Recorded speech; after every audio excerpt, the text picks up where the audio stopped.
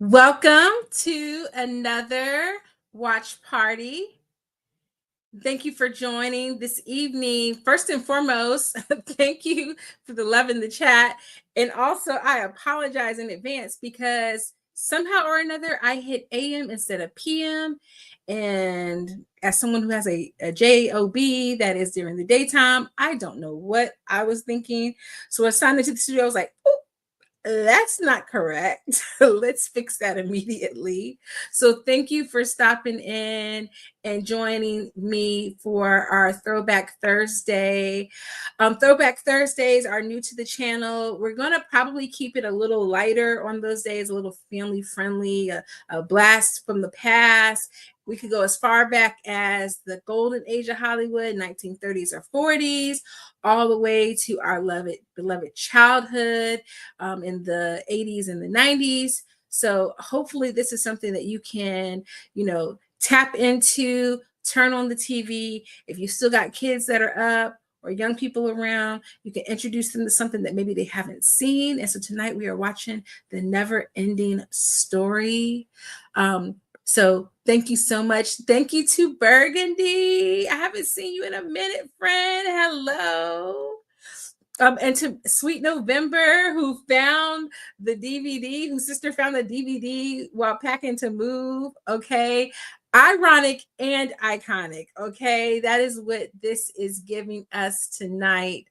So if you tap in, what I want to know from you before we get started with watching The Neverending Story, and it is available on YouTube, which is where we're going to be watching it. Great thing about YouTube is the ads are skippable. Most times you just watch a couple of seconds and we can be right back in the movie. Takes no time at all. So we can definitely get done within our 2-hour mark. Much more enjoyable than some of the other platforms. But also, this movie is crazy hard to find. You can rent it on like YouTube or Amazon Prime, things of that nature. But if you have not heard, Amazon definitely is changing their platform so that, and I guess it's always been this way, but they're just kind of letting us know up front that, hey, you may have purchased the digital copy of this. You may think you own it, but if you haven't downloaded it onto like a portable drive or something, you might not get to keep that bad boy forever, because if we snatch it off of our servers, that's it. And I hate that I found out about this so late in the game, because I didn't get a chance to download my 300,000 Kindle books beforehand. So I'm just kind of like fingers crossed that they don't delete them anytime soon, which is why it is so important that we invest in physical media, guys. I encourage you all right now, with everything that's going on in the world, you want to invest in physical media. Get yourself a DVD player. I know we haven't seen one of these in a minute, but get yourself a little DVD player. This one is the one with the little screen, so I could take it with me when I go to like the hotels and whatnot. Get you a little portable DVD player and invest in some physical media. Make a list of like the movies that you cannot live without, and invest in physical media. Start, we're trying not to give too much money to the big boxes. So check your local Goodwills, your local thrift stores, raid your mama's house, raid your mama's house. Because if your mama and your daddy is like my mama and daddy, they have about 1,000 DVDs at their house. So raid your mama's house. I'm gonna say it again, so when she watches this, she can hear it. And start your physical media collection. It doesn't have to be big. It can be 10 or 20 DVDs that if stuff hits the fan, power goes out, you can keep yourselves entertained and engaged, because it's so very important. But let me know what you guys have been watching. And number one on your list should be Paradise. If you're not watching Paradise on Hulu, what are you doing with your life? Okay. Because that show is so good. It's so good. And it should be getting all of the awards. Seriously. I don't know what's happening. What is happening here? Sorry, I was trying to log in on my other device. So that is what I have been watching lately, along with all of my normal mainstays like Abbott Elementary. I have not watched this week's new episode yet, but I've been watching that. I'm hoping to go to the movies this weekend. So family plan to be without me for about 5 hours because I think I'm going to watch a double feature.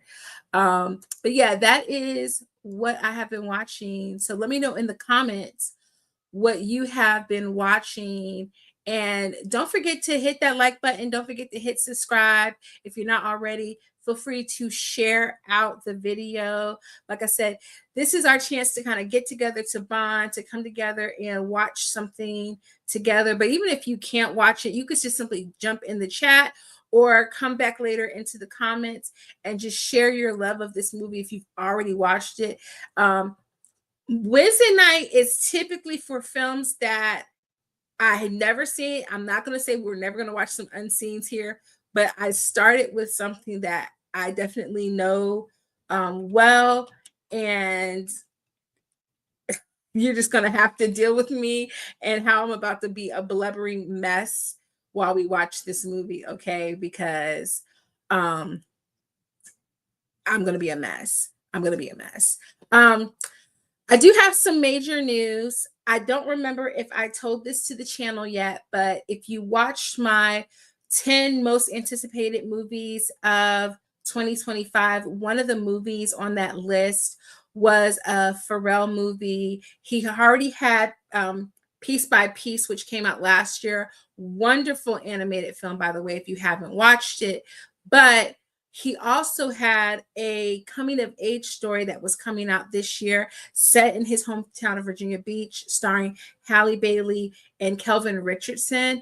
And it has been snatched from distribution, never to be seen again, which is really heartbreaking because y'all know how I feel about our Black Ariel.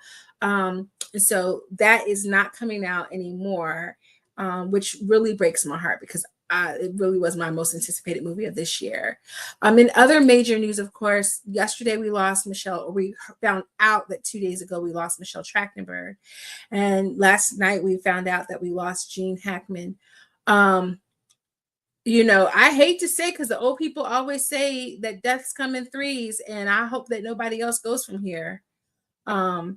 But it's so tragic. Rest in peace to him, his wife, his dog. They haven't released the report yet of what happened. I don't want to speculate. I'm going to assume that it was something to do with carbon monoxide or something like that, but tragic. He was, I believe, 95, but just rest in peace to him and to his wife and their dog, and prayers up for their families, because as the people would say, folks is leaving that ain't never left before.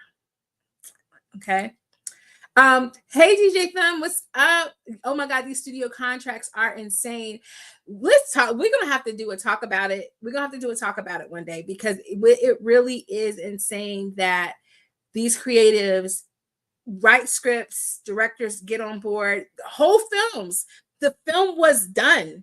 It was done, and something in the editing, even though it had, I think, been like shown to a couple of small festivals, was what I was hearing. But of course, that could have just been chatter on the block. But for it to be essentially done and just not like polished and be scrapped is wild. But of course, we know studios do this. They did this with the Warner Brothers Looney Tunes movie, and they did it with the Batgirl movie. And so it's heartbreaking. I can't even imagine being someone who worked on a project for that long.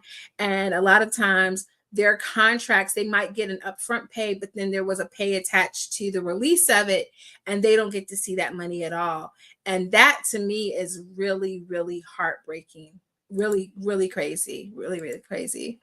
So yeah, go ahead, take a moment, go on YouTube, open up another window, scroll on your phone, put it on your TV, whatever you got to do. Go ahead and cue up the Neverending Story. We're going to be watching this. You're going to see me cry I don't know what to tell you. Just be prepared for me to be sobbing, okay? That's definitely going to happen. I'm gonna cue up my timer and pause my timer. Make sure that ah, can I pause today, please? There we go. There we go. So we're gonna be watching Neverending Story. I might sing a little bit for you, okay, tonight. I might sing a little bit for you tonight. Um, Feel free to let me know in the chat when you hit an ad. But the ads, like I said, on YouTube are really quick, so it'll be pretty easy for you to pause and get back on track with me. And I'll be pausing when I get an ad. And we're gonna get into this never-ending story, Mr. Bastian. If you've never seen it, okay, it's gonna be a wild ride. But again, I can't thank you guys so much for coming out tonight.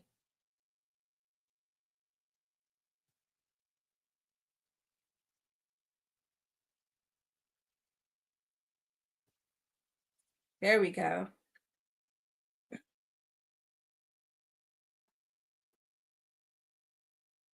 It's that Warner Brothers logo.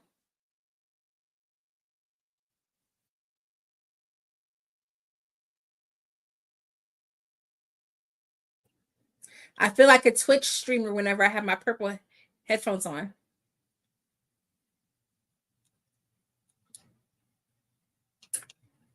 If you have never attended a watch party before, and I'm gonna try not to be too loud with my headphones, you watch it on your screen, I watch it on mine. We talk to each other. So get in the chat. Oh my gosh, the song. See in her face, the mirror of your dream. Make believe I'm everywhere, hidden in the lines, written on the pages is the answer to a never-ending story. They don't make movies with theme songs like this anymore. I feel like if unless it's like an animated movie, we don't get. It was just something magical about the 80s. It was just something magical. Like they just had the secret sauce and they just knew how to give you a banger and make the movie experience memorable. And I think I missed it because if I'm not mistaken, they had a brief limited re-release for the anniversary of this, and I missed it, which is really heartbreaking. Let's see if I'm right.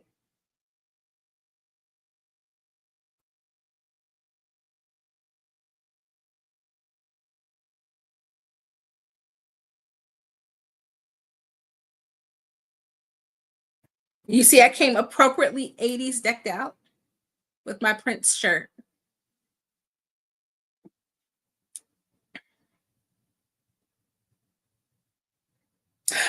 Yep, it was July 21st and 22nd to celebrate its 40th anniversary. Ooh, not them getting real close to telling my age out in these streets. I remember them cabinets and that refrigerator. I ain't gonna lie. I'm not gonna lie. That blender was the best blender. Like old school glass blender, it was the best blender. See, everything nowadays has to be like super serious instead of fantastical, over the top theatrical. Even I miss the 80s, I was born in 94. I mean, because every once in a while, you just want to have fun and you want to be silly. And it needs, like, we need that balance. Good evening, friend. Welcome.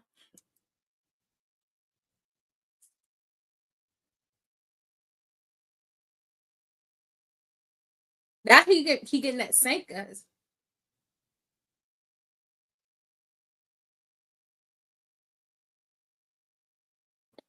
Y'all, I'm bugging. I'm bugging. Wait a second. Because this man hit me with a side profile That's not who I think it is it? That is Gerald McRaney. Why? I have seen this movie at least 20, 30 times. Did I not know that the dad was Gerald McRaney?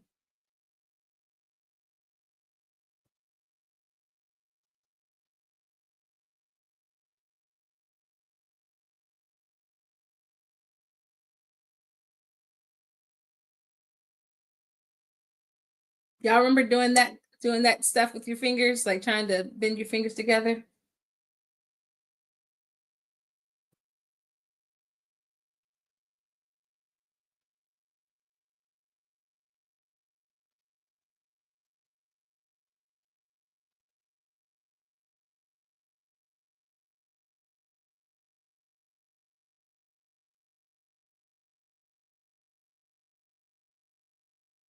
Keep your feet on the ground. See? Knew he was gonna say it.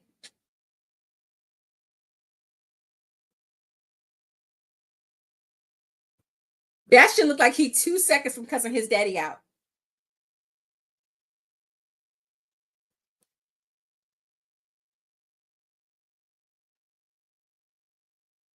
This is such a time capsule, like the old school Ziploc bags logo.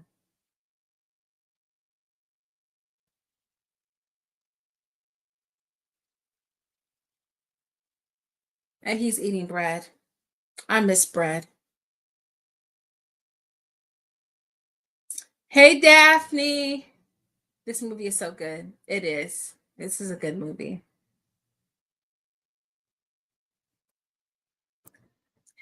Now, the one thing I don't like, and I was going to say it couldn't happen today, but that's not true. Because always in these movies, these kids be in broad daylight, get ready to get the brakes beat off of them, and that not one person stops, looks, cries out, says, "Help! Stop! Police! Murder!" Nothing.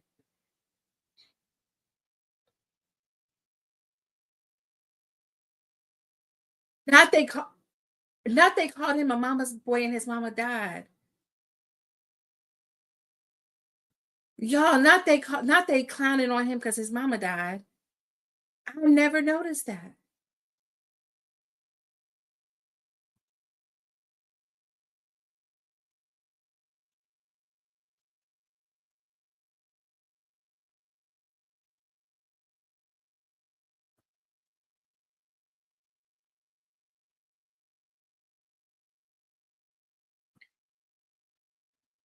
And he did just running people down. See, this stuff never happens to me because I would snatch somebody. Maybe because I'm a teacher. I don't. I feel like I would snatch somebody's child up. I would snatch them by the collar.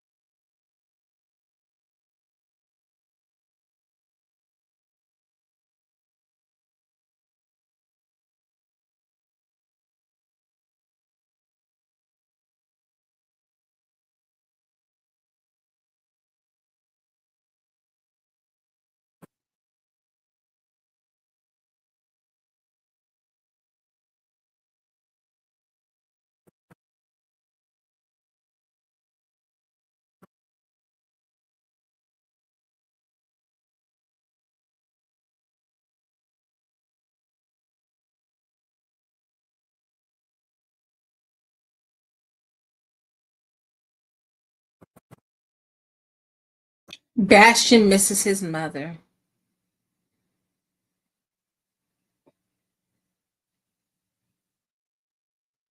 because it's an unwritten rule, right? In children's movies, some you gotta have at least one dead parent.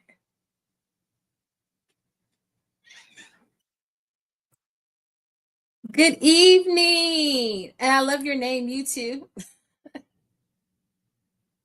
There's no way a kid read Lord of the Rings at 9. That's a crazy book for a kid that age.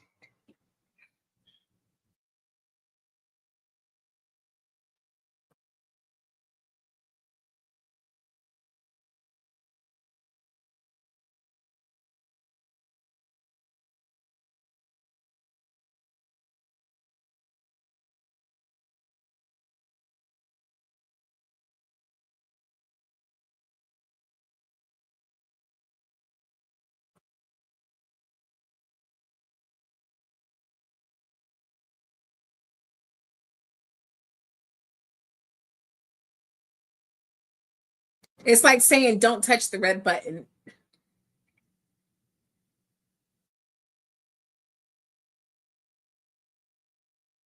This book is not for you. Don't do it, Bastian Bucks.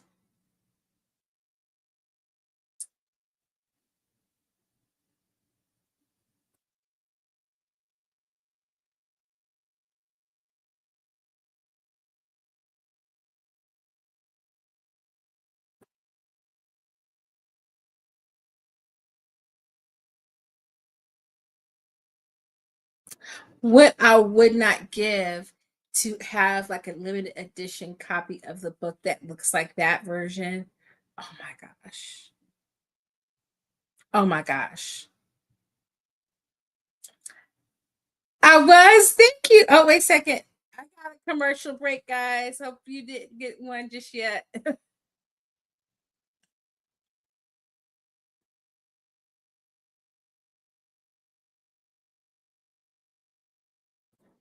He's so considerate. Don't worry. I'll return your book.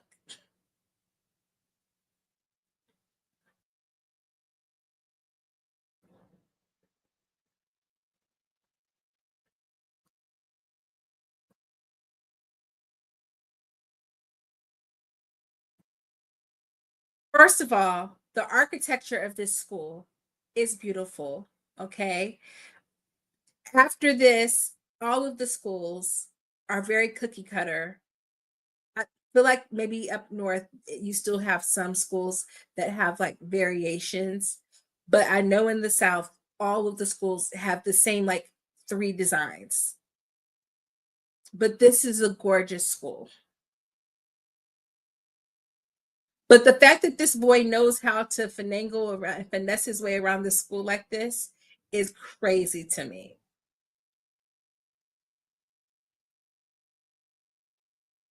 And the fact that they have an attic that looks like a house attic, like looks like looks like flowers in the attic, okay? Which is not the kind of book we want him in. We don't want him in flowers in the attic.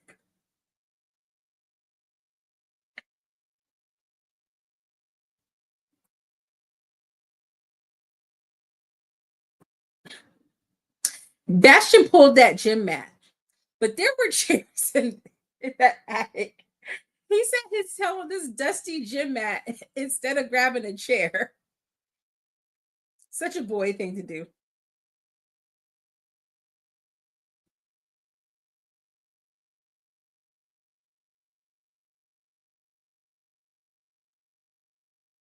Oh my gosh.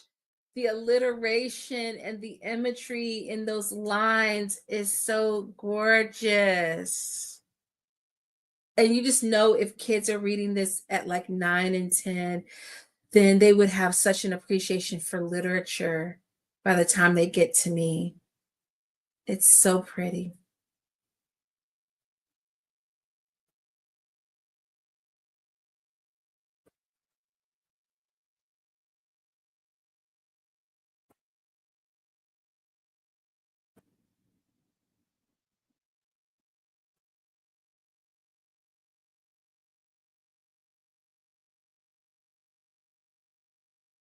Stop.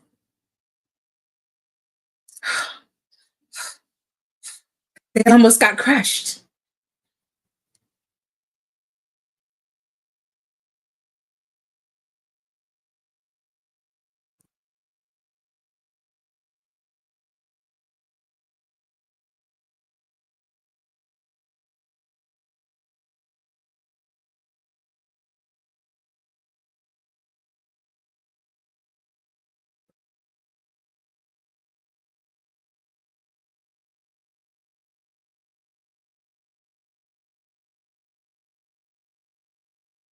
Oh my gosh. The animatronics and the puppetry are so like, yes, it looks so good. It looks so good. If they ever remake this movie and they don't use practical effects and sets and puppets, I'm boycotting. I'm protesting. The limestone rock. Like the glitter and the glisten on the limestone rock. They don't make movies like that anymore.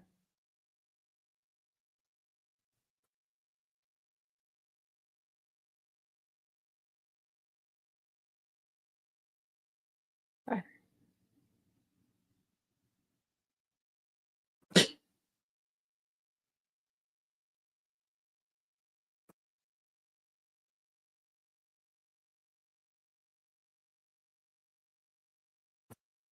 do remember thinking as a kid though, he bites those rocks and none of it gets into his actual body.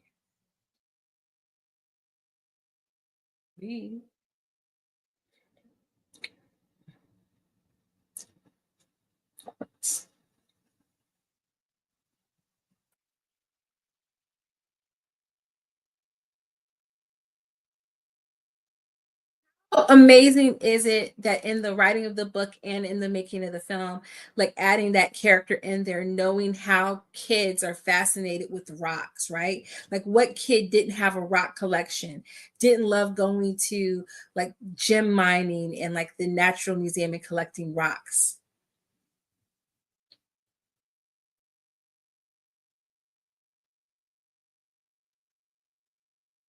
Hey, Tyler, good to see you.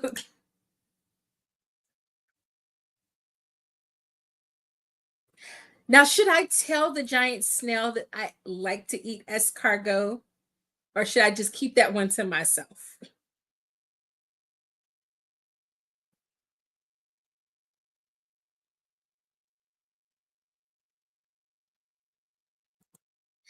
I teach seniors, so I've never read this with my students, but it's making me want to pull some excerpts out at least in case they, because they may not be familiar with this, and look at some of the poetry in those lines because that was gorgeous. That really was.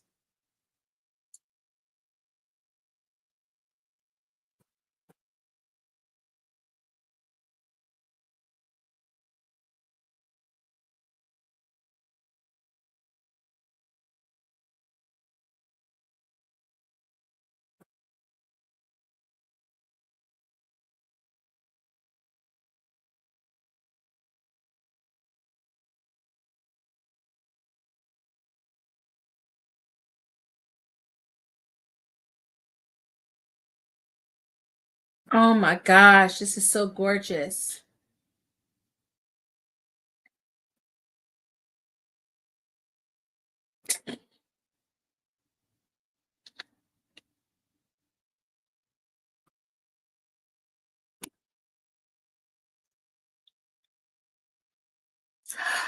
The hardcover has two ink colors. Oh, don't tell me that. Oh, I might have to hit up the bookstore this weekend. I think I have a gift card that a student gave me at the end of last year.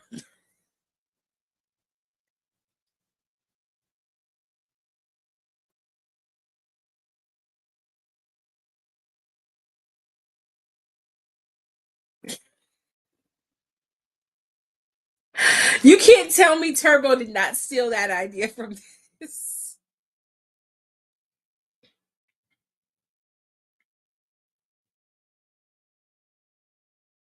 I mean, bats, snails, like it's playing into all the tropes of like what a boy's imagination would be about.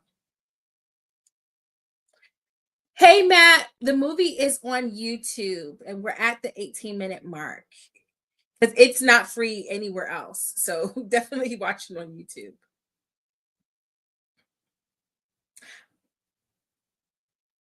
I take that back. I think it might be on Pluto TV.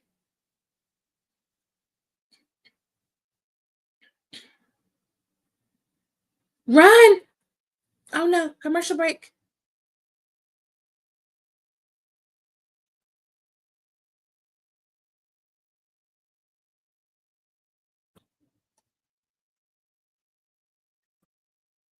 To say my commercial was for Conclave, and it's on Peacock. If you haven't watched Conclave yet,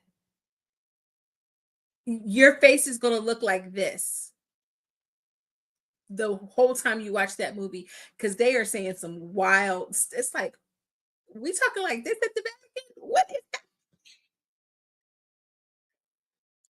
But yeah, it's on YouTube. It's on YouTube. That's commercial breaks because you can skip them. All right, let's get back into the movie.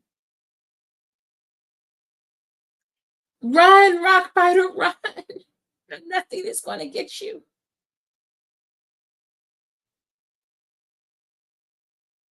Okay. Freeze frame to tell you how weird young Quana was growing up. I used to act out movies and like pretend like I was in the movie. And so like I would be pretending like my bed was like a flying carpet or something, and I was like going with them. And I would also like make the foods that the characters were eating. So I would have like something to be like the rocks. I would get an apple for the end of the movie, and I would make a peanut butter and jelly sandwich to eat at the end. I'm so mad I didn't grab an apple when I came upstairs.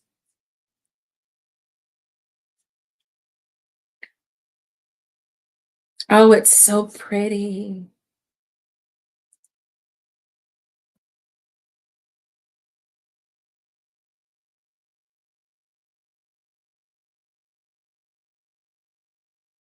The fact that the bat fell asleep while flying was me on my way home from work today. I was struggling. I was struggling. I was on a struggle bus.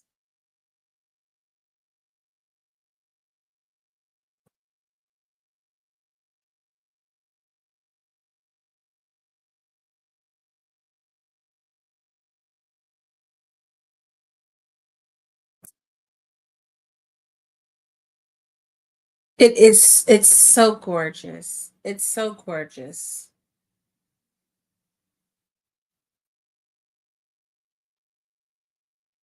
I don't feel like a single like family friendly fantasy film has come out that has matched this energy at all.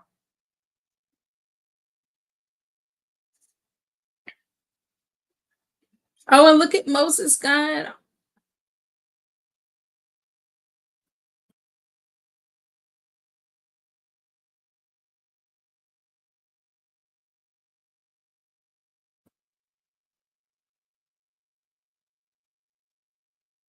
I tried to make me some Dunkin' at home, y'all, with my sugar-free brown sugar.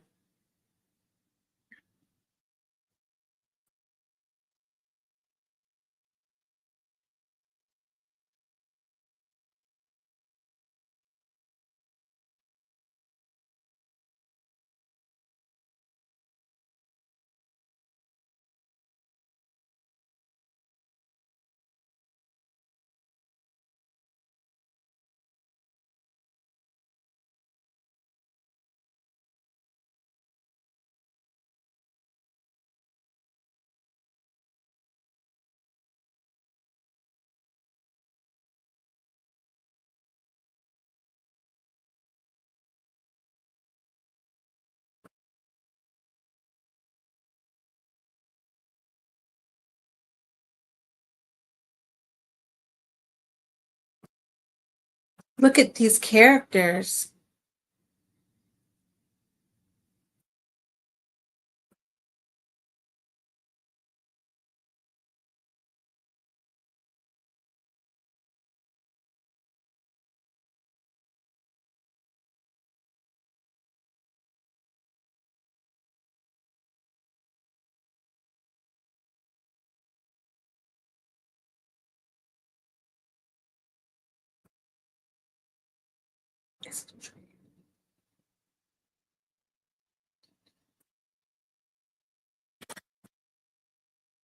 Can I say that I love the fact that an indigenous boy is the hero that essentially Bastian is envisioning for this. He didn't envision a cowboy. He envisioned an indigenous boy. Like, that's just who loves horses, like the things he wants to love.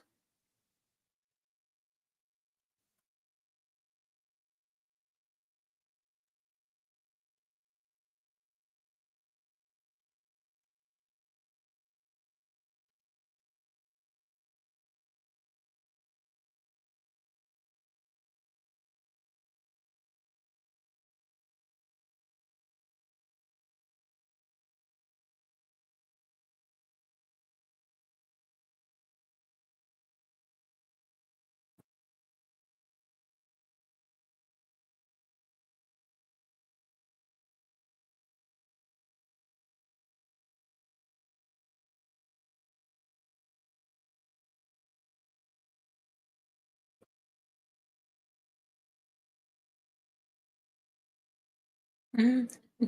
Not the boys.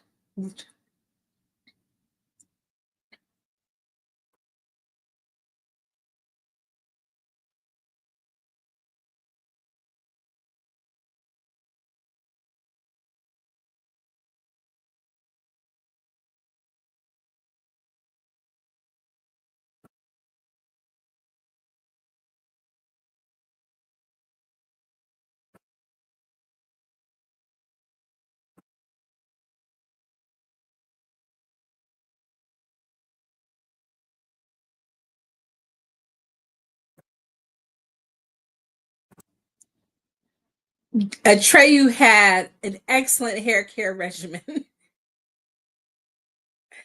He had an excellent hair care regimen. He was using Beyonce Sacred or something.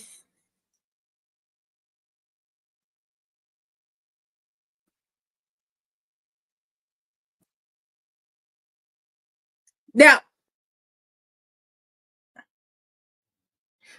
the breaks, because you don't even know what the nothing is, but you know that he has to go alone and he has to leave his weapons behind.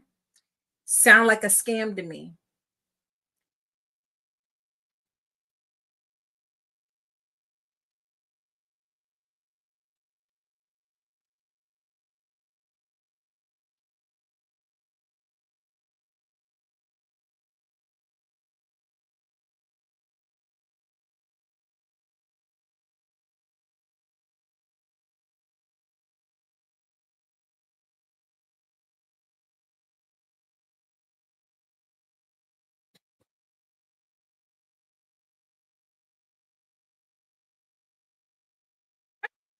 It's a hero's journey.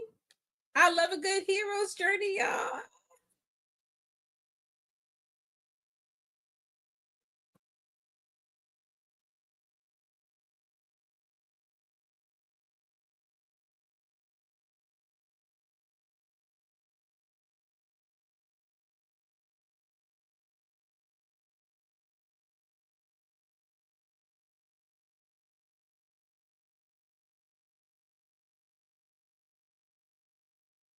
That's pretty cool. Look at Bastian. Bastian's like, hey, that's pretty cool.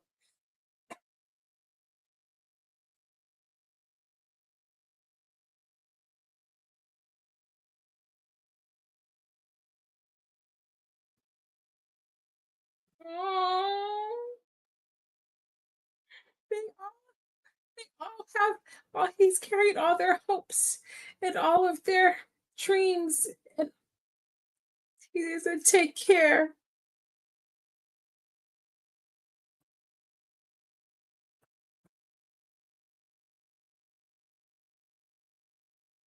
Oh, commercial break.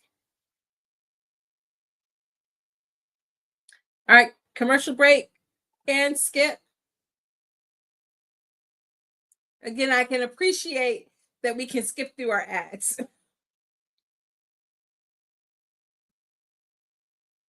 I love a good montage scene in a movie.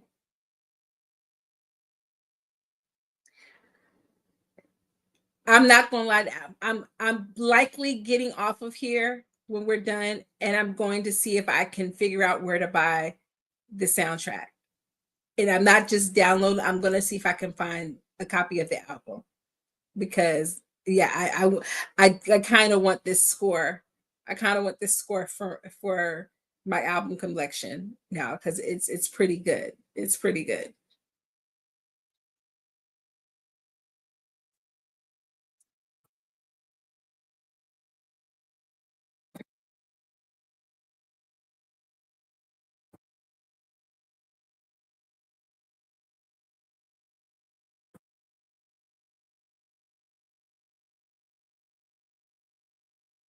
Look at how like the light hitting the water in the creek.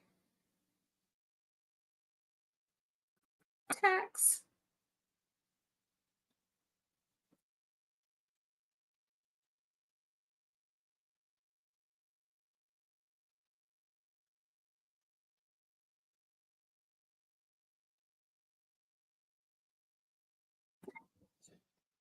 That's just it. Let me get my lunchbox together.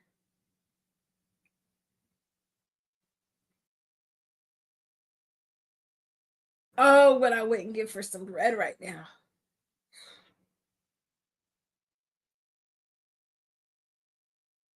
Not too much.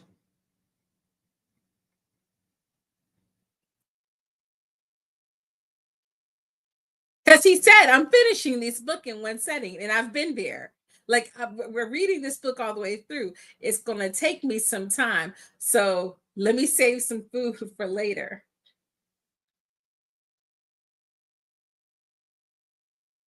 One of the issues I had with the sequel, aside from the fact that even though, like, I love Jonathan, that we lose the original cast for it. Aside from that, is with this montage, you get to see how big and how large Fantasia is. And in the sequel, it feels so small because they're so self contained in the city. So I love the fact that they add all these different scenes and all these different locales so that it feels so big.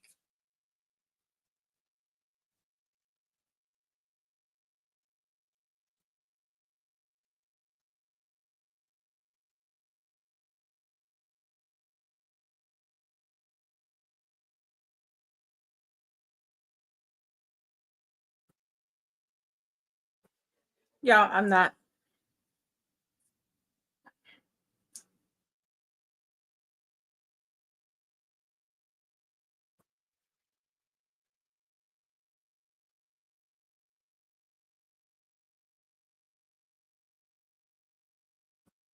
They're in the swamps of sadness, guys.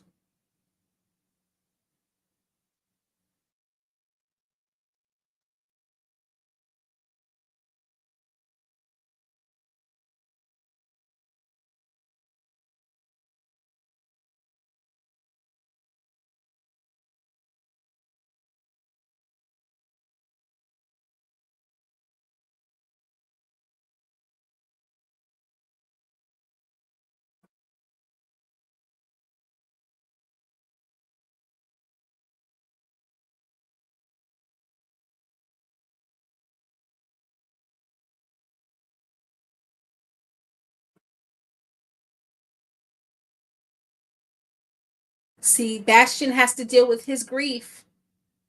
Oh God. Oh God. I'm not. I'm not. Look at his eyes, y'all. His eyes look sad.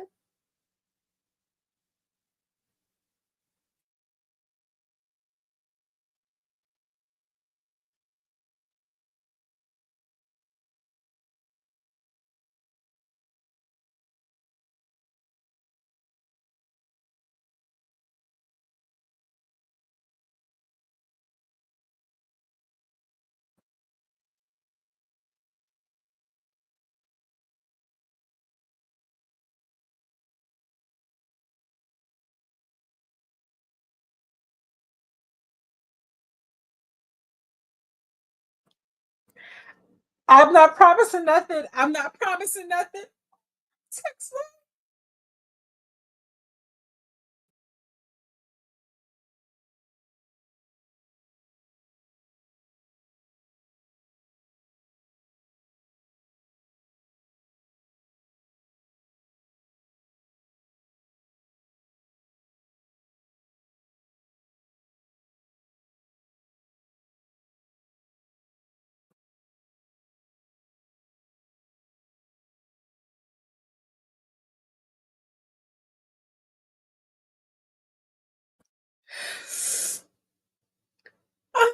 God.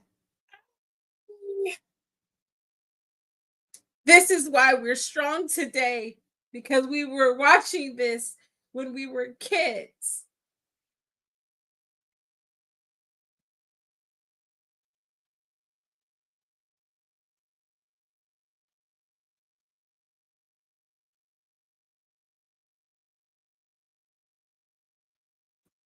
Ah, ooh, ooh, little boy tears.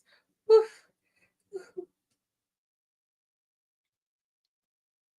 And now my hair is stuck on my glasses.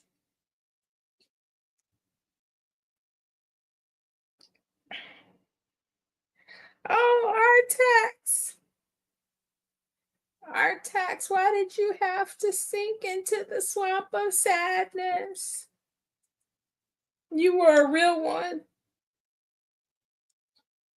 I tried. I tried that. I tried.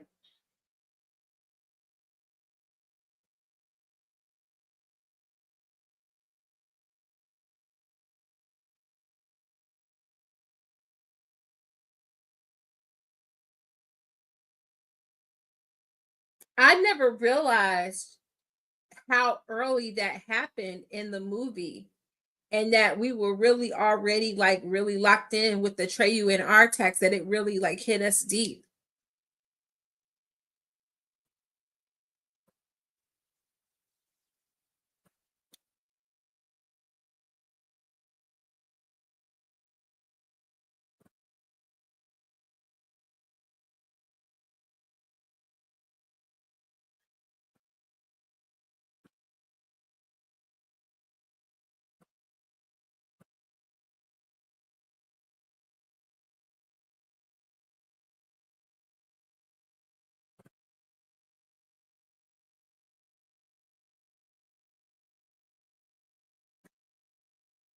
See, when I was a kid, I didn't know enough about like native mythology and mythos and all of those things. I couldn't appreciate the Turtle Island reference, but I can appreciate it now.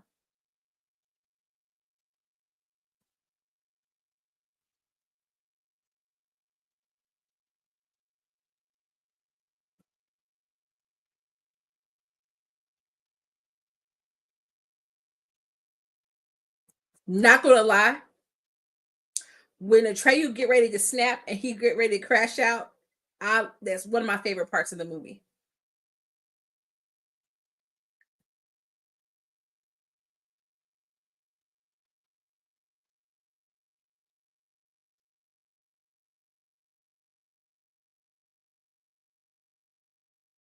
I mean, this baby was going through it. I think I read somewhere that like he broke his arm or something in the filming of this, because they had this baby going through it. Turtle Island is the name that Native Americans give to, I don't think it's just the continent of America. I think it's meant to be kind of like a, it's symbolic of the world, but I know it's definitely like the land of North America. And so if you notice, if you look, you'll see it in a lot of fantasy writing. Like Stephen King uses a reference of like the world being on the back of a turtle in it, and you don't see it in the film adaptations, but it's in the books. So it's the idea of like there's this turtle basically in space, and like the world is sitting on the back of the turtle, or like the whole world is like the shell of the turtle that like fell and cracked and broke into pieces. There's different versions of it, but it's all kind of the idea that like our world is like separated pieces of the turtle shell.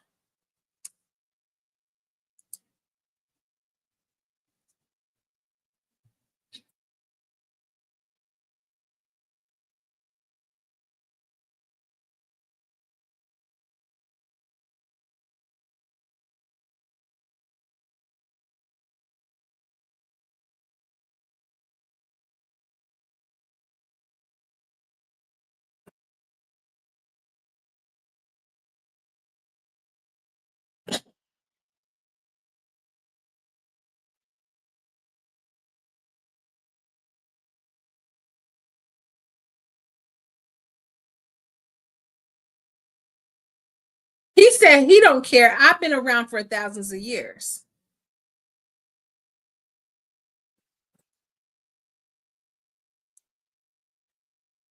Dad, part of Fairleigh Stations, thanks to my grandfather who was in tank driver in World War II.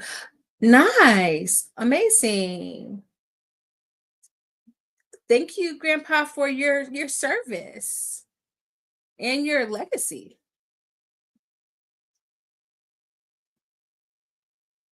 More or less, so we allergic to youth.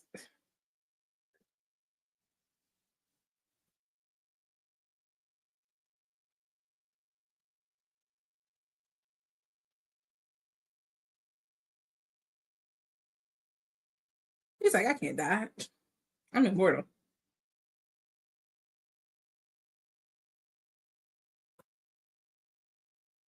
Hold on. Trey, just stay holding on, baby. Don't let go.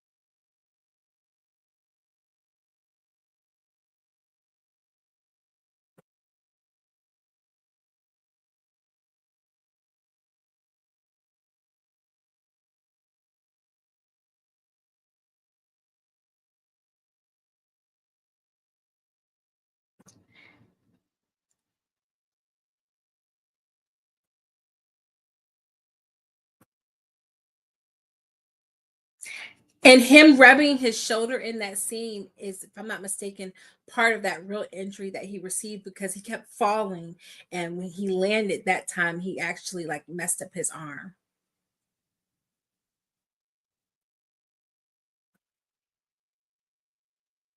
And I know that this had to be filmed in a real school, but like in this scene with the school, even like the bulletin board paper cart that we still use to this day, like ah, it's just so many little touches that just like make it like, okay, yes, like this is good.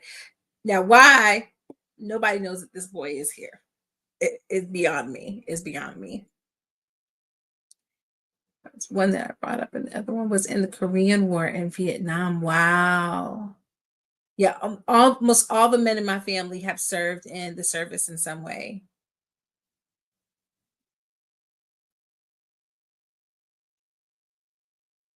So I was an army brat, but luckily I didn't have to travel. We just lived near a base. Yes, one of my all-time favorite movies is The Peanut Butter Solution, and for the longest, I couldn't remember the name of the movie because I saw it and I thought it was like some weird fever dream, but I knew it was real. And I would go around in college and I would ask people randomly, I would describe the movie to them to see if they had ever seen it. And because it's like a weird little Canadian film, nobody ever knew what I was talking about. And then one day I was like on a Facebook forum or something, and someone told me the name of it, and it was like, yes. And so we watched it with our kids last year. It's it's still a mess. They laughed the whole time though. Probably not. You remember that was the 80s, man. Not only did nobody have health insurance, hospital, like the fact that you could literally smoke in the hospital, you could drive to the hospital, no seatbelt, you could leave the hospital with your newborn baby in the back seat, just kind of sliding around everywhere. Like it was probably really bad. And he probably got paid hardly anything for this movie.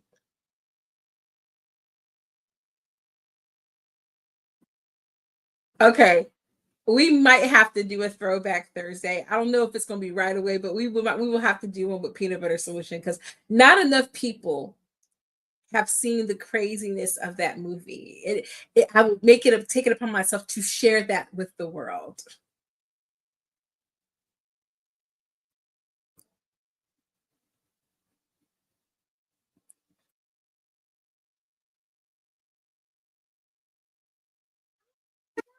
One of the best moments.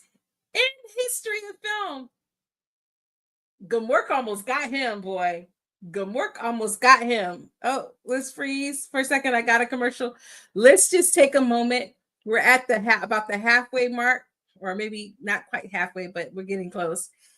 First of all, Gumwork almost tagged his behind, but then like the entrance of Falcor. Oh, I don't think there has ever been a better. I'm gonna stand 10 toes down. A better fantasy animal than Falcor. Like I'm really sitting here thinking, and I can't think of one. I don't think there is one.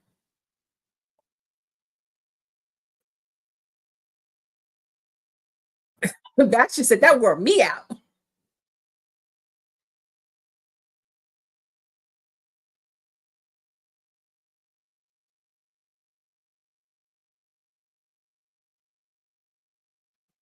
And he in that book, he not shook by none of the skeletons and nothing in there. It was a dog eat dog world. Oh, wait. Can we all just take a moment to appreciate the puppetry of Falcon? Like the scales, the pearlescent scales on him.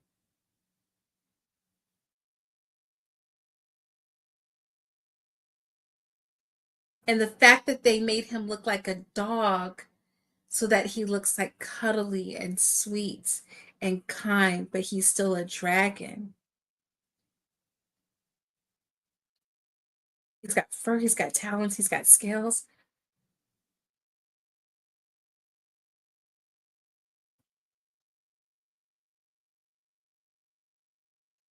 Universal to do a never ending story ride. I need them to do a never ending story ride.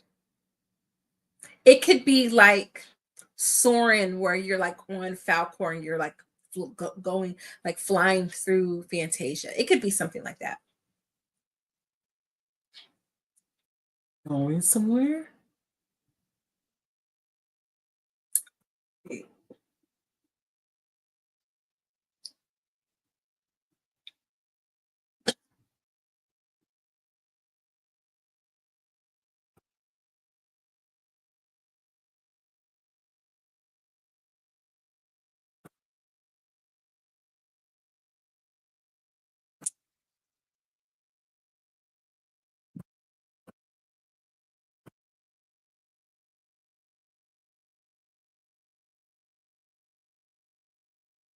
The electronic man was found in a cluttered one car garage in New Jersey. Shut your mouth. I mean, because realistically, what do you do with Falcor? But like,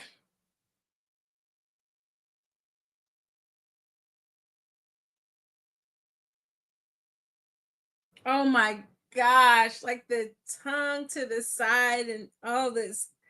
So cute. Puppetry is now lost art in movies and TV nowadays because CGI is in everything. Yes, I have a student who's trying to learn about puppetry for their 20 time project that I give them in their class in our class, and so they started working on building their own puppet, which I really appreciate that. Like people are so interested, especially because like Sesame Street might be losing its funding. Like that's wild.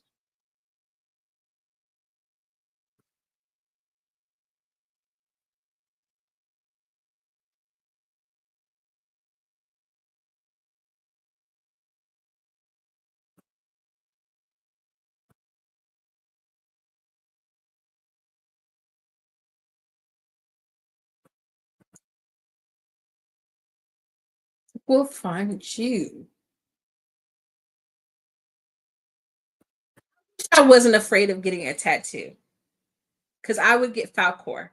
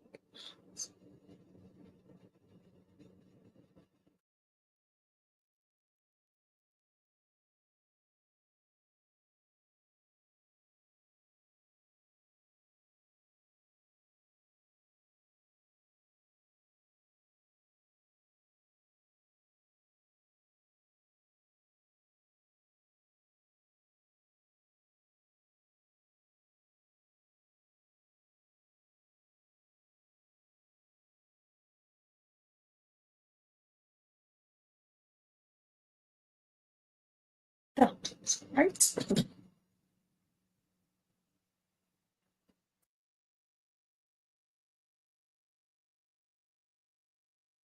And he just drank it, no questions asked.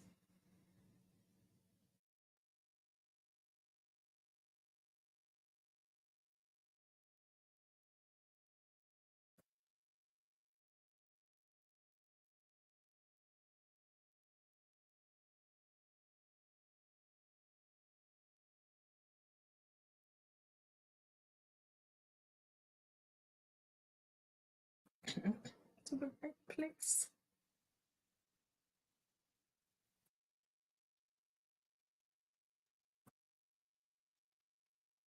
Speciality.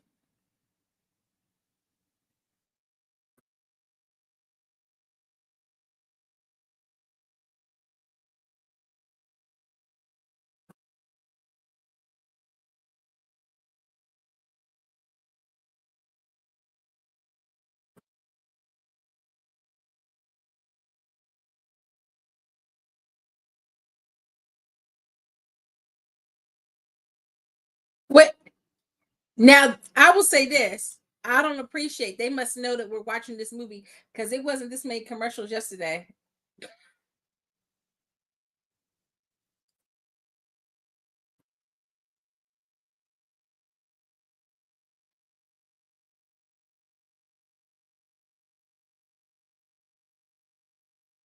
Now he ain't got to keep calling her a wench. Okay, I don't appreciate that. Okay, and calling her lazy bones. Like you're not turning. You're not turning this.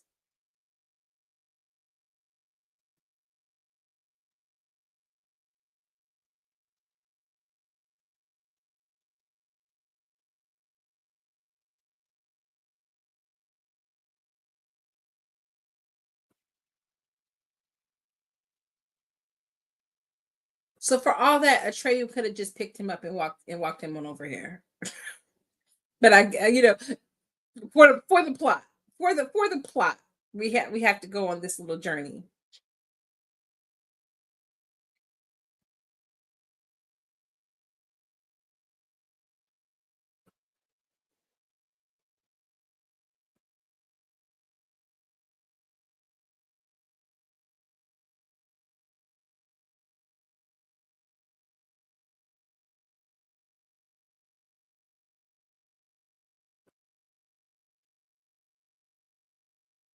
So they don't socialize much. Atreyu as a guest, they forget their manners. Exactly.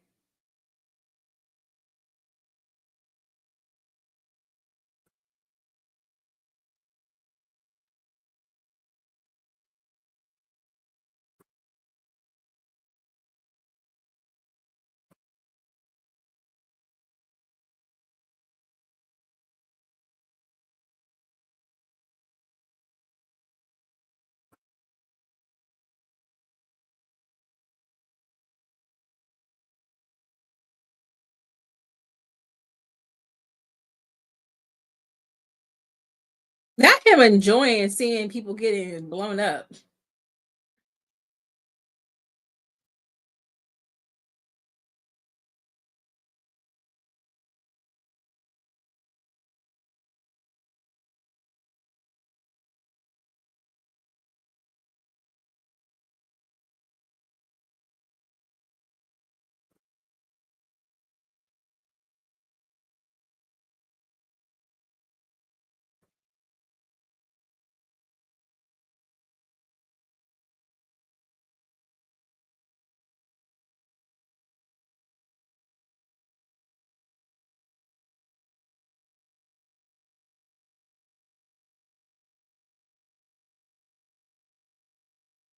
He didn't know his own self worth.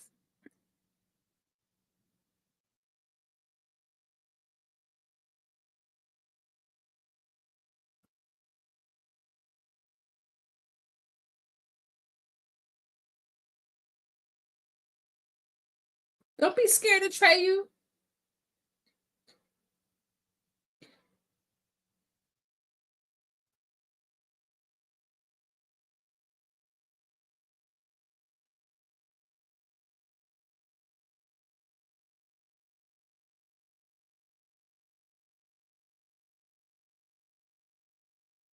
There's that trope. There's that movie trope where the character doesn't stick around to get all the information.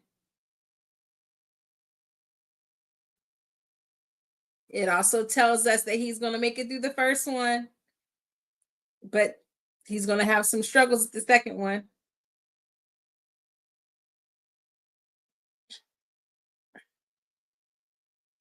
Trey said, "Cause I'm a boss."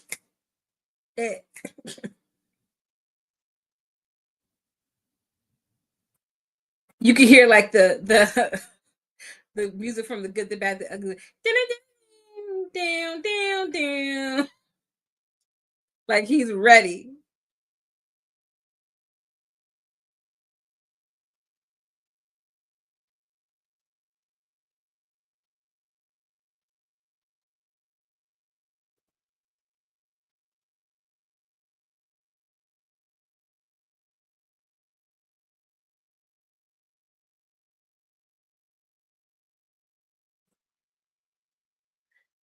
Had to be.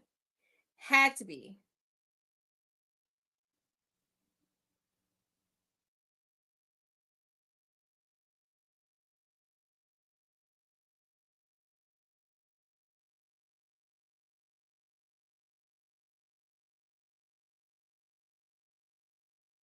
But like I really can't think of anything that quite meets the grandeur of this.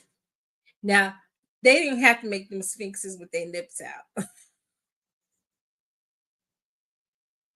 And I remember watching this as like slightly older kid and like recognizing and being like looking at my mom and my dad like, you see them naked you see them women this naked.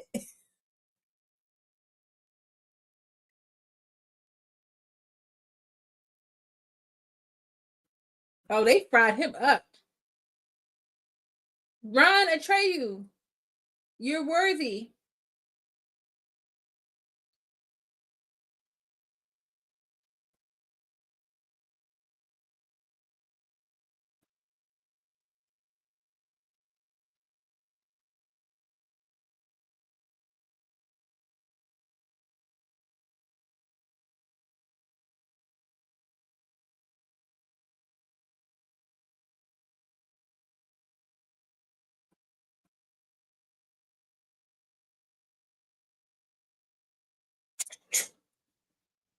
He made it. Is that this is teaching children to be mature? It is because Atreyu didn't think twice about about them women.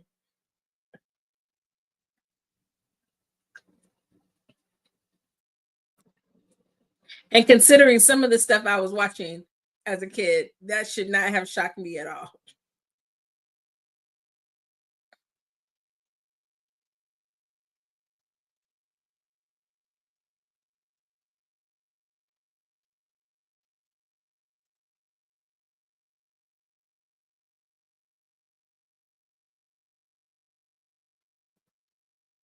It can be. I wouldn't have believed, yeah, because I mean, like some stuff, it'd be like, why are you here? Why are you watching this with me?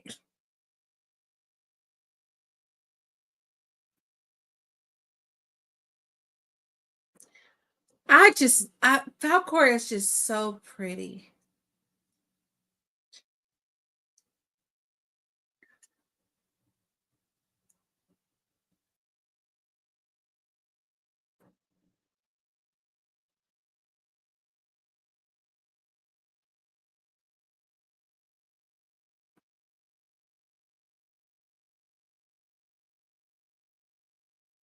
Um,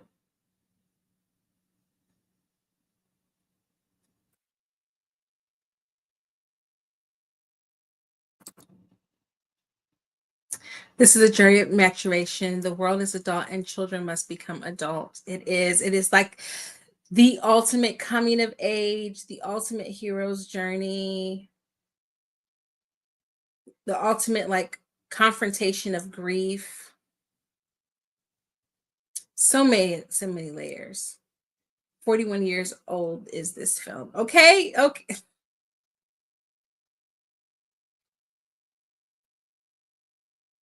Look, this film is almost as old as I am. I got this film. I got this film by 2 years. Yeah, wait, one and a half. One and a half.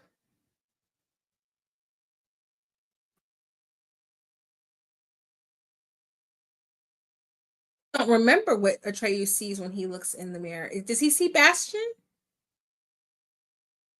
Let's see. Otherwise, Peter Pan syndrome prevents baby Earth from leaving the nest. That part. He does see Bastian. I forgot that.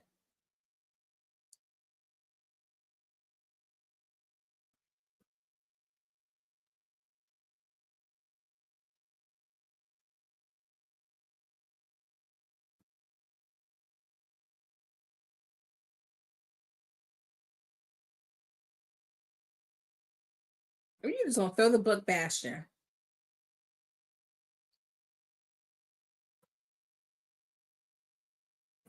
What does the description say?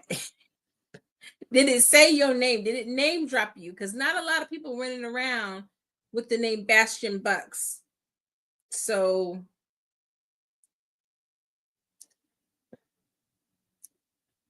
you might need to deal with that, Bastian. Oh, commercial break. Cute little baby.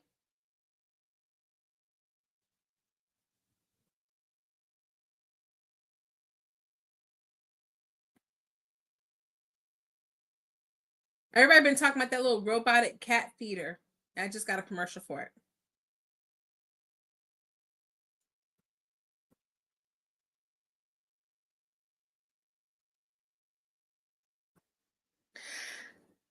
I never saw the third one. I did see the second one. And I didn't like it. So I never went back to watch the third one.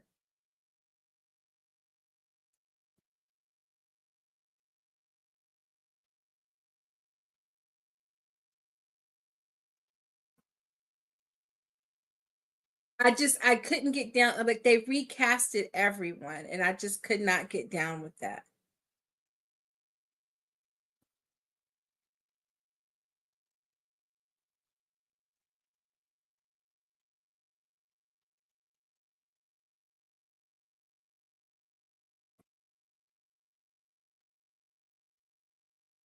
Do you remember the animated episodes? I do remember the animated episodes. I think I could deal with those a little bit better because it was animated. And so the characters looking different didn't bother me as much. Plus, they focused more on like the fantastical looking characters, which, but like Jonathan Brandis, RIP to Jonathan Brandis. But like, I just could not. First of all, just couldn't go there. I just could not go there with in my mind Jonathan Brandis as Bastian. And I think part of it's because Jonathan Brandis didn't give like reader energy.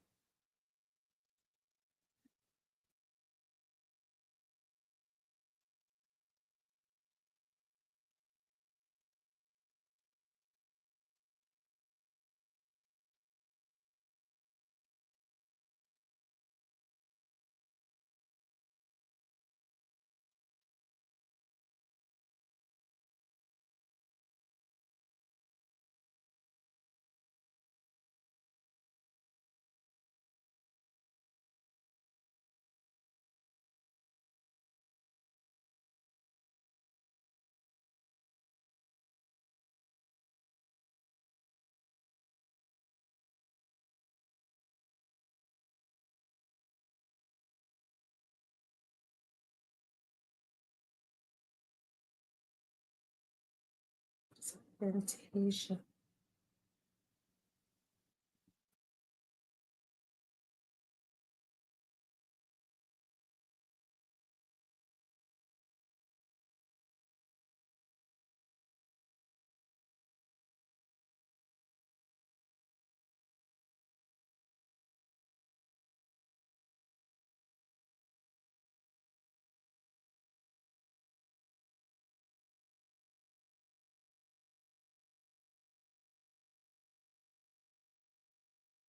Jack Black was the best part of the third movie. Everything else was bad. I, I can't even fathom, when did that come out? I must have blinked. The media franchise was handled poorly. Like, yeah, I mean, I bet.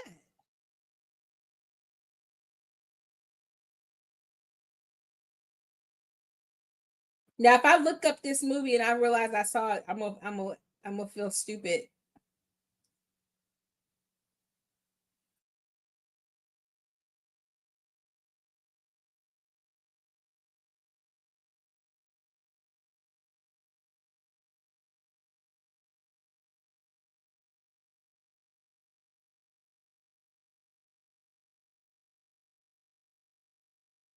You know what? I don't think I saw it.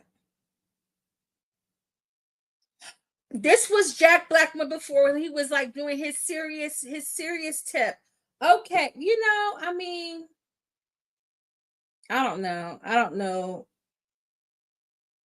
It's got a 25 on Rotten Tomatoes. And not to say that we really trust Rotten Tomatoes like that, but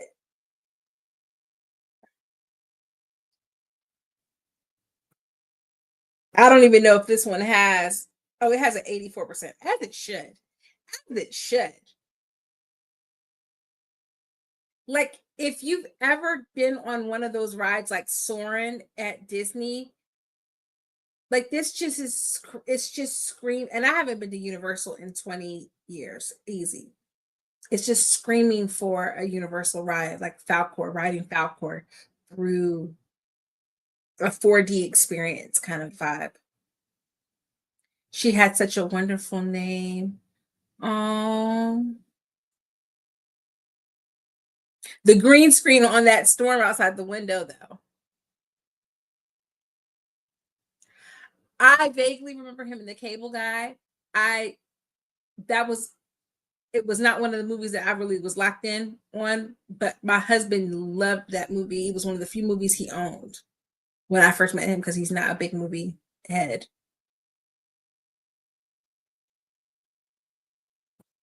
Look at this.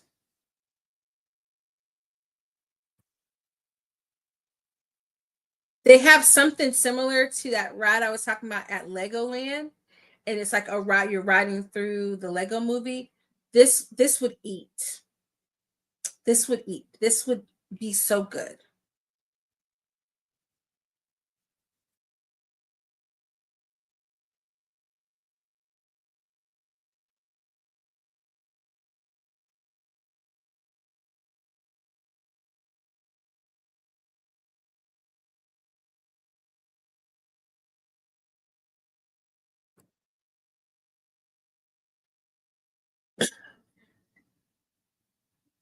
It was one of the few movies like I can't.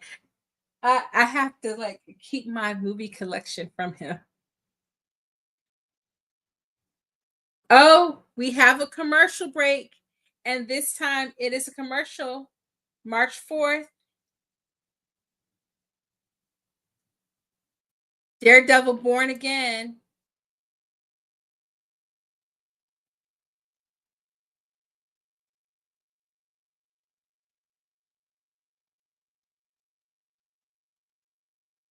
I am glad that they're bringing that back, though. I wish that the other Netflix shows didn't get sacrificed in all of this, but yeah, I'm glad that they're bringing that back. See, we're getting close to the end now. No, I didn't see the Miss Piggy ad yet. I didn't get that one yet.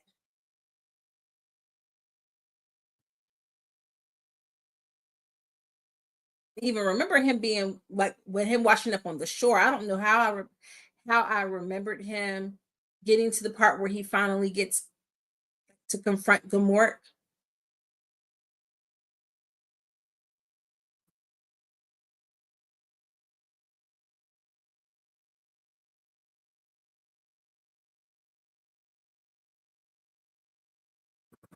Not they got the sad music playing. They trying to make me cry again.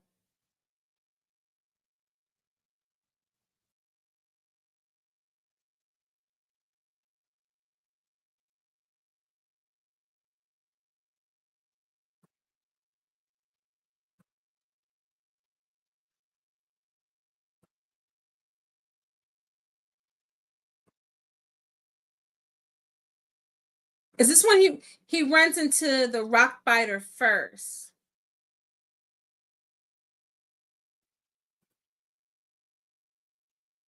You win the internet for the day, Daphne. You won the internet for the day because that would absolutely,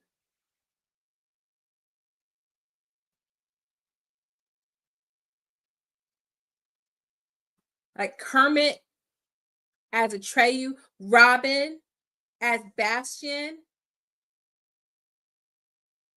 That would that would be so good. Strong hands, don't they? Just thought that's what they were.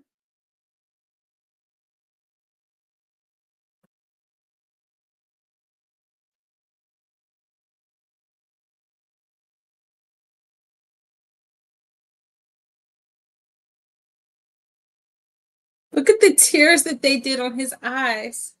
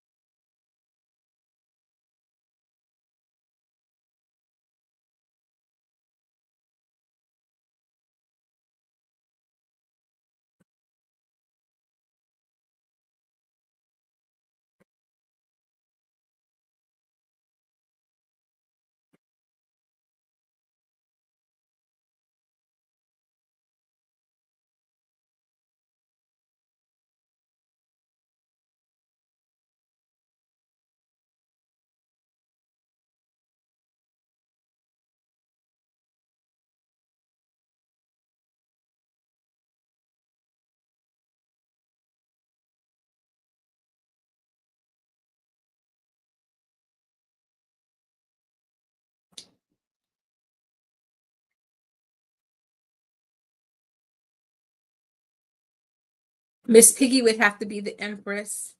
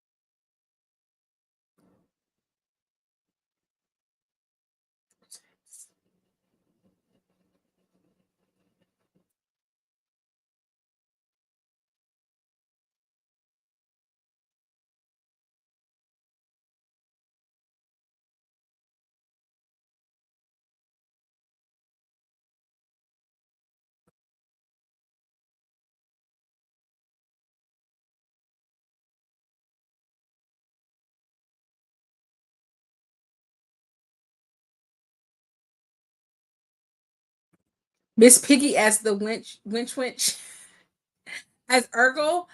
I but see then who do you well, I guess since they don't get along, would it be Kermit as was it Emmy Bop or would it be Gonzo?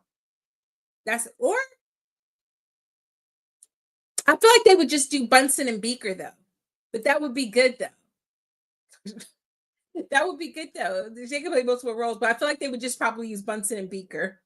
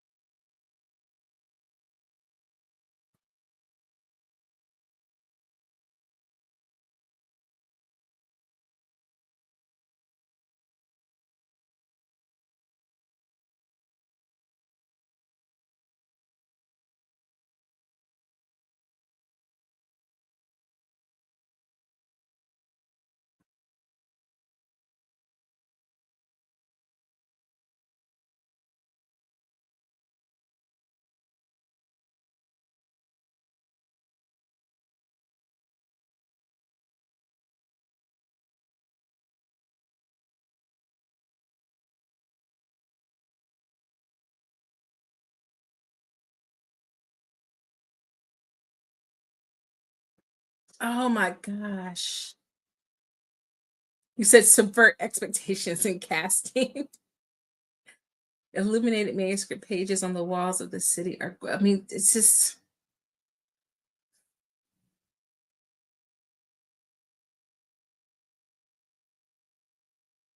oh my gosh. And like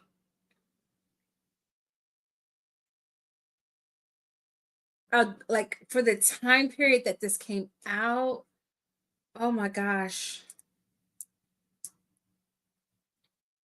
So good.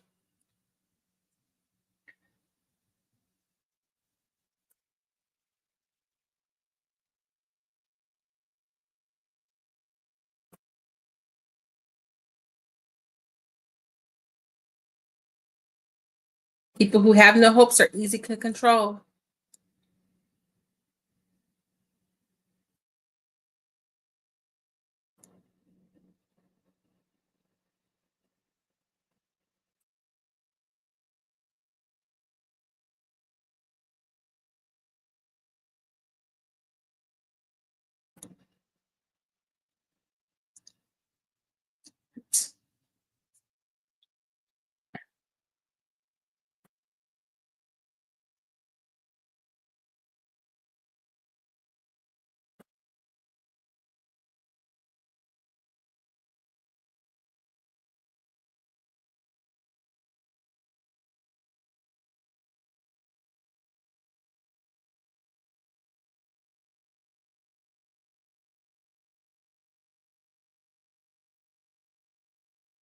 For me, Mark.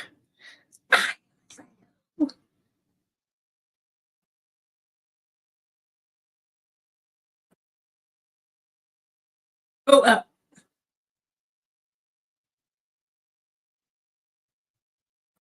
oh my gosh. Ah.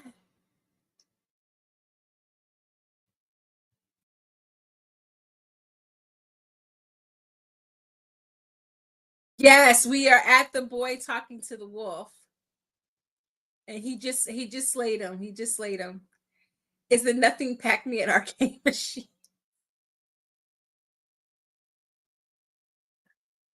Listen, listen, listen, listen. Okay.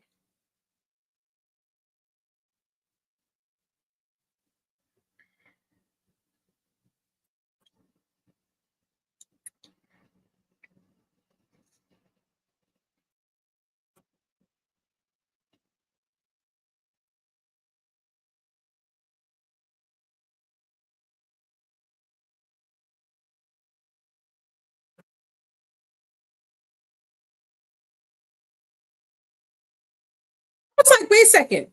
Who's in the water? I forgot that Falcor goes into the water.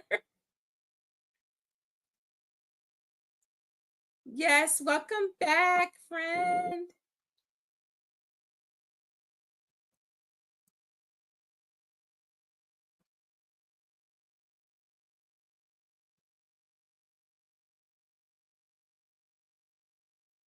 I mean, the practical effects on this movie. What I would not give to go back and watch this in the theater.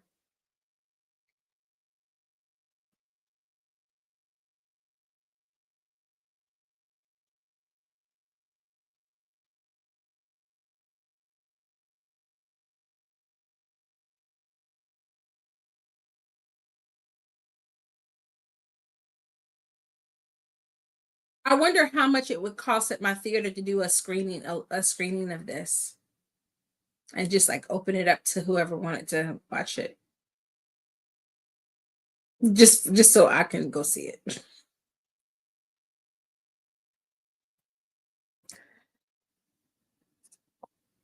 Okay? Like that's all it was missing. And I will say if if this was today, you would have probably like a big name act that would kind of curate the soundtrack, and that would have been nice, right?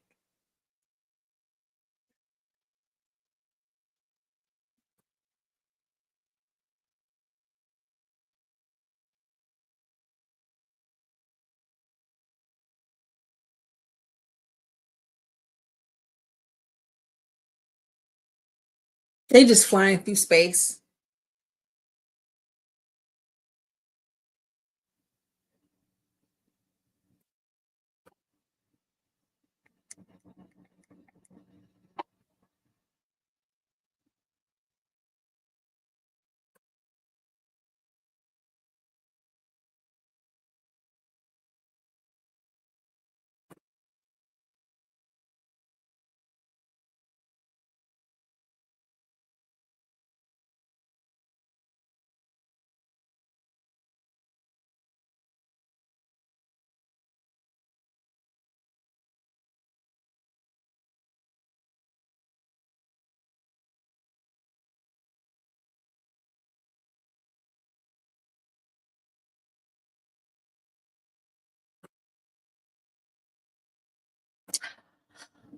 Dun, dun, dun, dun, dun.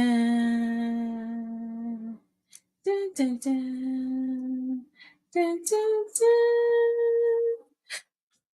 He's gonna start eating his apple. I need an apple. Because it's something about when he puts that last piece in his mouth, he says, the childlike empress, and he eats that last piece of apple. I don't know why, but it like scratches the inside of my brain in such a good way. Like every single time I would watch this movie, I would get an apple and I would like cut a piece so that I could, because I would never finish it, but I would have a piece so I could just like pop it in my mouth at that part. Peanut butter jelly sandwich and apple is like a requisite. So I have to wait for like a day, then I have like a break from my diet so that I can rewatch this again.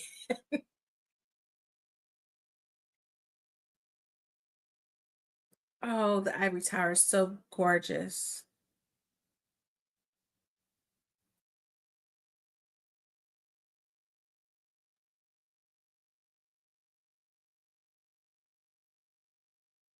See, he put the apple in his mouth.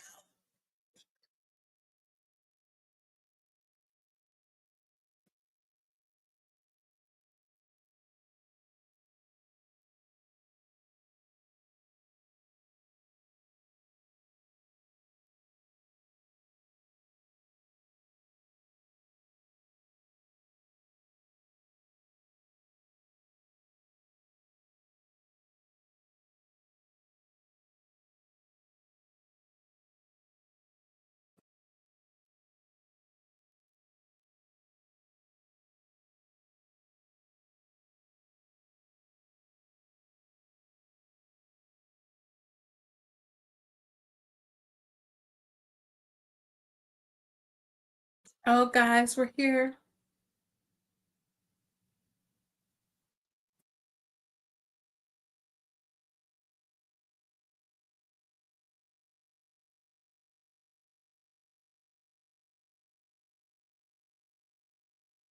I remember her talking about getting like her braces taken off and like her teeth being uncomfortable. And so that's why she kind of talked like that in that scene.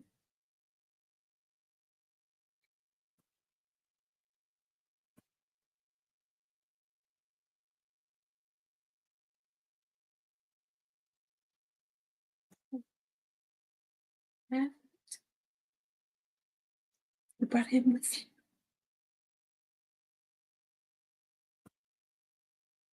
Child. So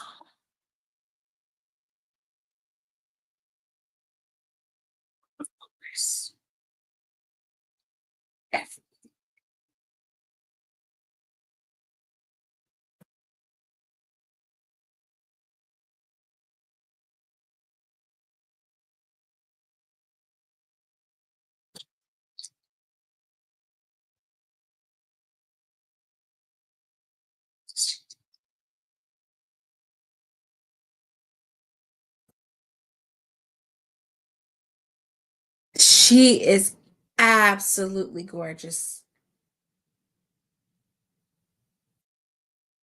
Oh, okay. Hopefully, this is the last commercial. We're going to skip this one with the quickness, though.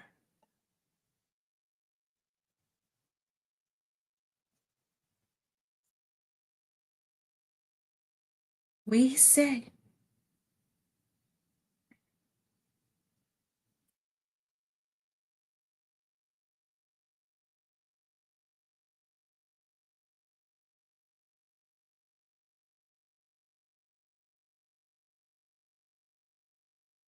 Her throne room reminds me of what like a underwater mermaid's bed would look like or something.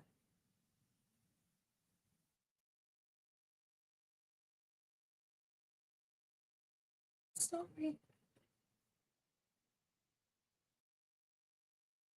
What's that?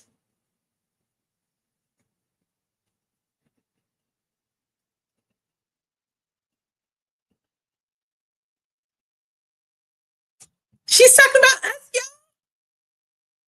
She's talking about us. We're in the story. They were with him and he took the book with the orange symbol on the cover. Write his own story right now. It's like her accent. Oh my gosh, everything. It just fits so perfectly. Even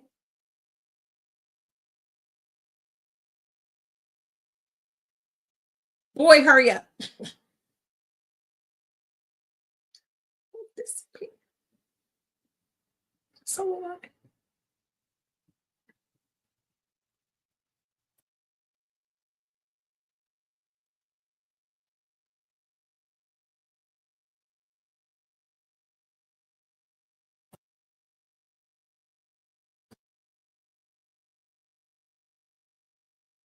Yes, Bastian, it's you.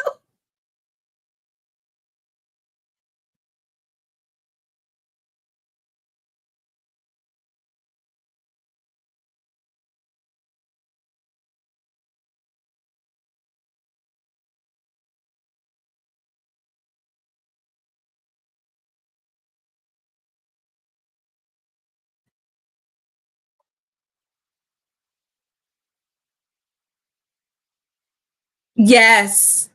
Her enunciation is so perfect and it's so regal. And she gives off, I'm a childlike empress who's lived for millennia. It's amazing. Oh, and the tears in her eyes. Oh, and it's so haunting the way she stares at the screen. Shit, don't you do what you dream, Bastian. I have to keep my feet on the ground. Call my name, Bastian. Baby. Oh, she didn't get it there. Save you. I will do what I dream. And of all the names, of all the names, Moonchild. Now I'm a lie. I'm gonna tell you the truth.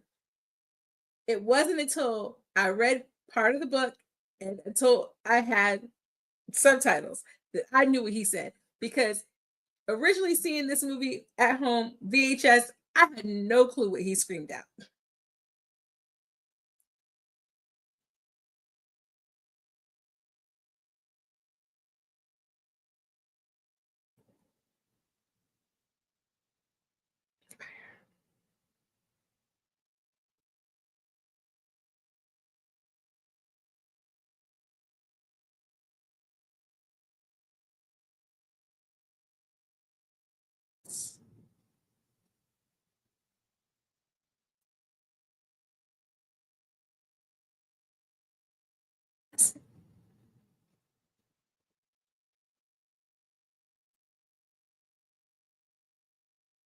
Ambitious Bastion. So good. The way she puts the grain of sand in his hand and then pulls her hand away. It's just like this little sparkle of light.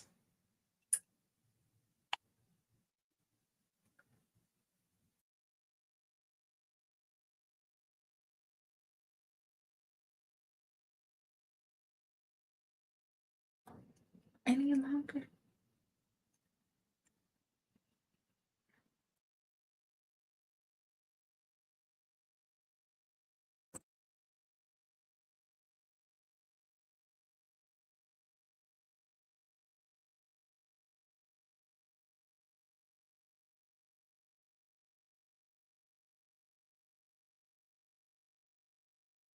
It's so like she is truly an adult in child form. It is mind-boggling.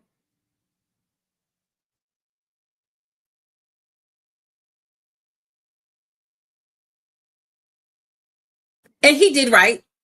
He chose right. Because he chose right. Because if we're wishing for things connected to Neverending Story, we're wishing to ride Falcor.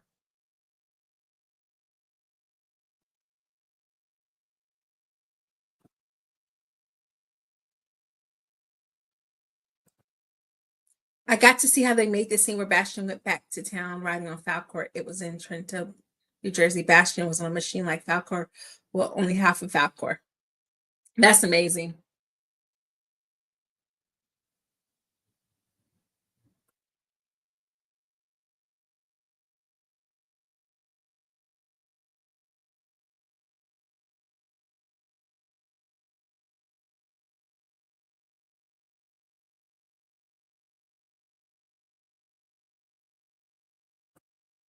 Artax lives, y'all. He lives. Yay.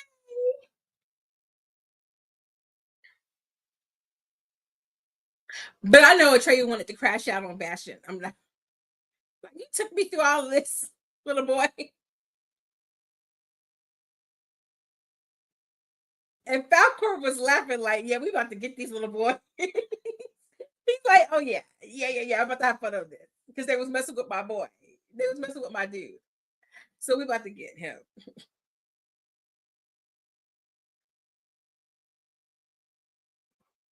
And lots of fans blowing. It was next to a Woolworth store. I think the scenes of the bookstore were made there too. I was about 8 or 9. That is amazing.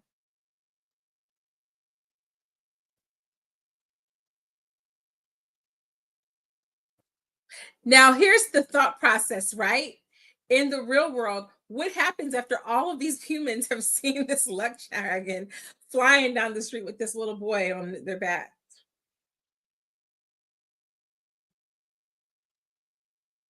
And he got some Levi's 501s on. Go ahead. I don't know that red tag.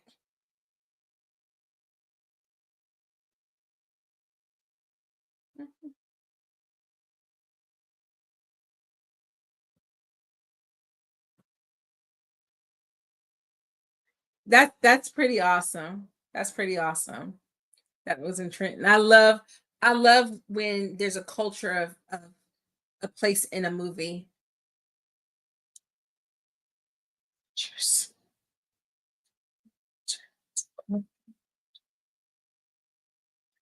Another story. Turn around. Look at what you see. Let's see. Downtown alleyways. This scene is in Bastian's active imagination. I think that's the thing, right? It's like that was a part of his imagination because before we return to the ordinary world, maybe he just made a detour, but I don't think anybody really knew. So yeah, I think it was just in his imagination. Kind of almost in the sense of like the Wizard of Oz happening inside of Dorothy's mind, but also being a real place. So it's like only he can perceive it, maybe. But I think that's like a great debate, right? Is like, was any of it real? Was it just all fantasy inside of the book?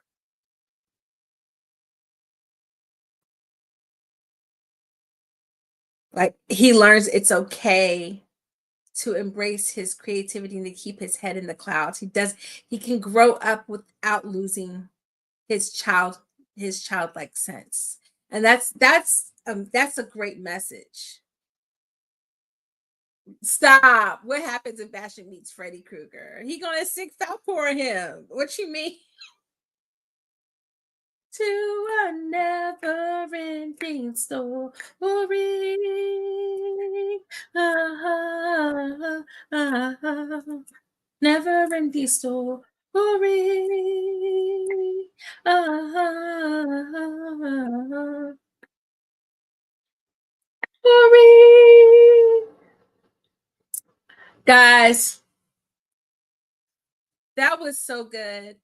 such an excellent throwback pick for our first Throwback Thursday. Like, I don't have a I don't have a physical copy of this, and I will be buying a physical copy of this. I will also be trying to track down a copy of the album on vinyl, okay? And I'm going to be trying to save up for a copy of the book.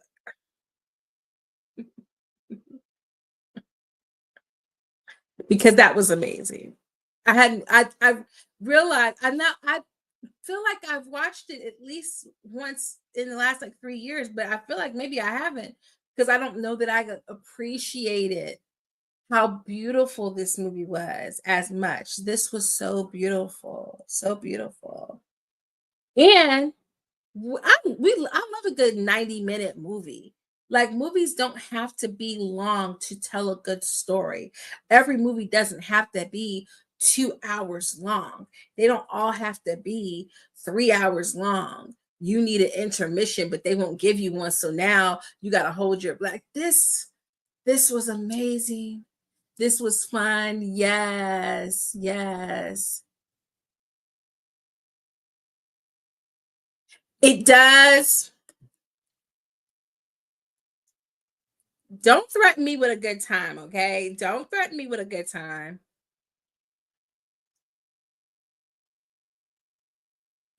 Okay, don't threaten me with a good time. This was fun. Thank you guys so much for coming out tonight and watching the Neverending Story with me and hopefully reliving moments in your own childhoods as well. I think sometimes, aside from like people saying we need to go touch grass, sometimes we just need to get back to the things that brought us joy as kids. I don't know if we can do um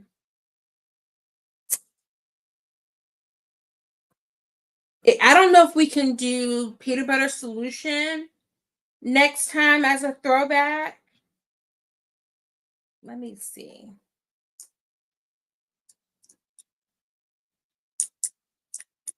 Peanut butter solution.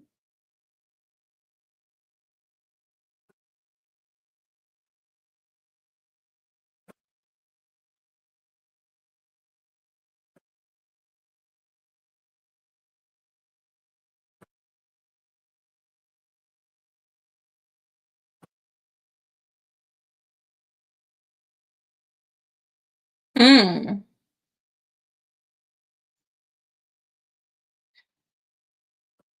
Hmm. Hmm. Okay. You guys tell me in the chat. Get first dibs pick.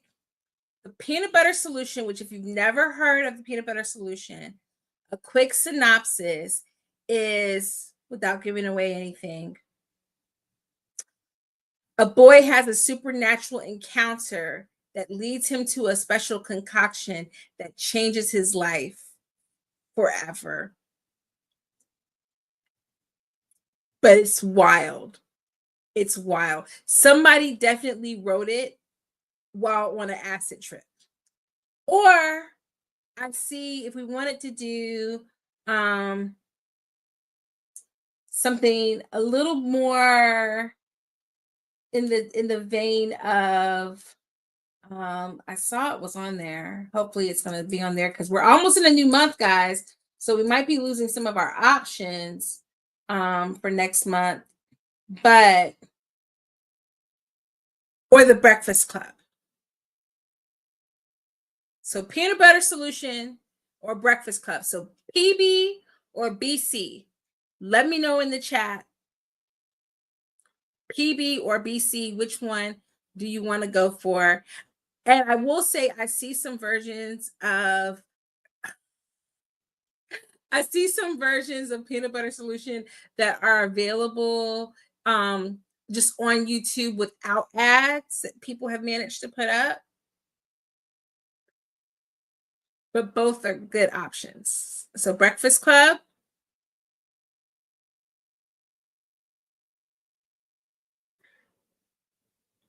And if you guys don't know, if you're not sure, we can do Breakfast Club first, and then I can send out the trailer for Peanut Butter Solution, and we can do Peanut Butter Solution later, because it is wild. It is very okay. Okay, we'll do that. We'll do Breakfast Club. We'll do Breakfast Club first, and then I'll send out the trailer for Peanut Butter Solution, and then y'all can tell me to go kick rocks if y'all think I'm crazy. Okay, guys. All right, thank y'all so much. Thank you so much. Okay, so I'm gonna let Tyler said this is what we're gonna go with. Okay. So thank y'all so much. I had a blast. I had a great time. We got 3 minutes till 10. So we're gonna lock it down. But I will hit you back up with the peanut butter solution. Okay. We'll do Breakfast Club first. Okay. So I'll put that out and then we'll come back and we'll circle back around to peanut butter solution. Okay. All right.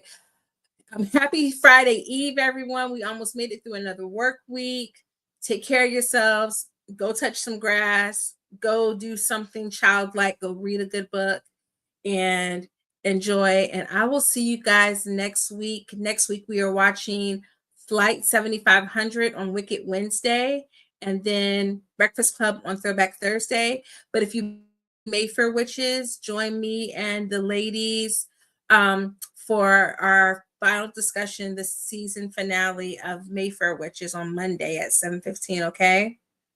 But I will see you guys next week.